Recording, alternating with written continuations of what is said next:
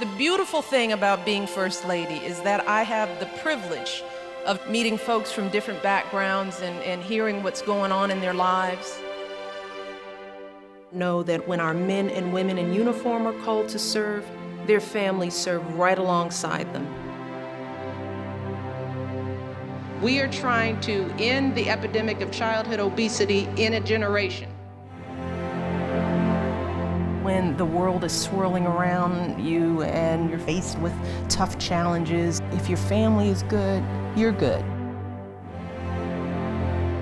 If any family in this country struggles, then we cannot be fully content with our own family's good fortune, because that is not what we do in this country. That is not who we are. That is not who we are.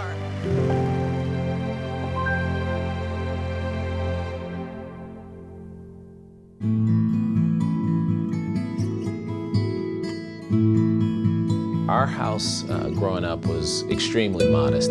I remember our bedroom being formerly the living room that my parents had divided using paneling.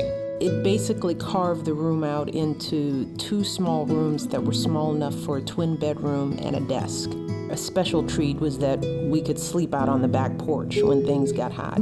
As far as where we lived, that just wasn't an issue. I was raised to have fun where we were with what we had, and it seemed like it was okay. Neither one of our parents went to college, but with a lot of love, a lot of caring, we were afforded an opportunity to go to college. We didn't say, you should be a lawyer or you should be a school teacher. It was, you should get an education. We had to take out student loans in order to pay for those. I know now how much my father had to work and struggle because he had to take out loans to cover his portion of our tuition.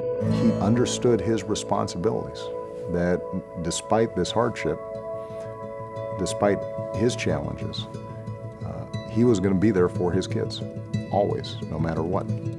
My husband did not feel like MS was a battle. He would bounce out of bed and almost sing his way out of the door to work on crutches. And that would sort of wake me up. And I'm sure that did the same thing for the kids. We did a lot of laughing in our household, and all of that happened in those few little rooms.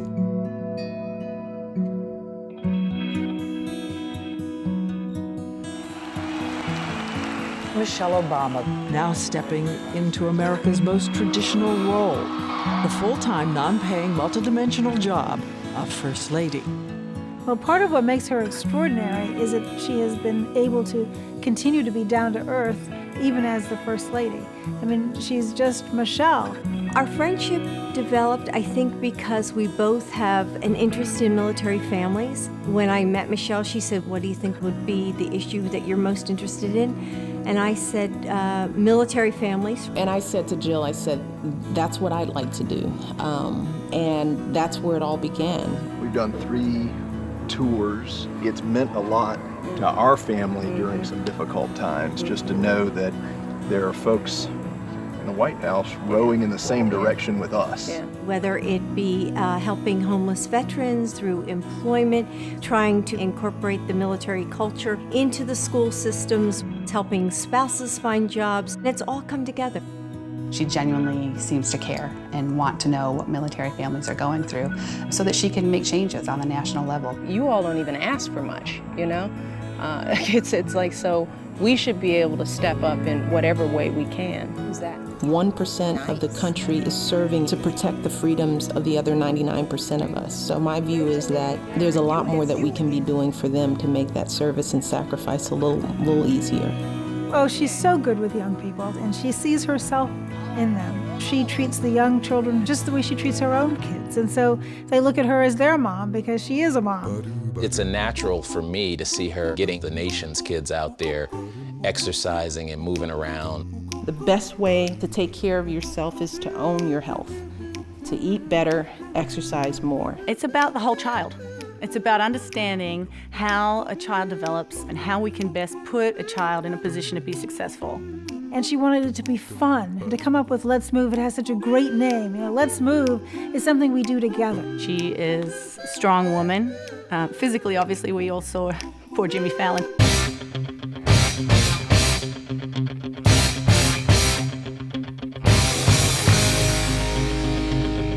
I was just wondering if you could do more push-ups than I could do.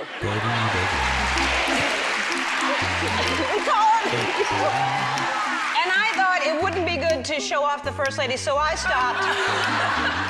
I've seen a lead by example, a get right into it, a pull up your sleeves, hula hooping, jump roping First Lady. And I think that's what we need. Hello, Mrs. Obama. Hey, Dave. And the number one fun fact about gardening. With enough care and effort, you can grow your own broccoli. Wow, look at this. We went to our garden and we harvested some healthy food. A lot of carrots, peas, fruits. She encouraged us to exercise more and to eat healthier. You really are a wonderful woman. I think you're the perfect wife for Obama.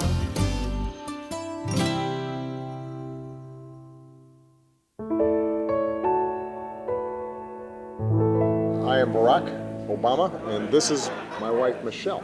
Hey, I'm his date. Family's everything. I think there's nothing more important to her than her children and her marriage and her mom and making sure that that all works well together. She was very clear, mom in chief. I heard it, you heard it. She came in with a very clear, we're gonna make sure our kids are okay.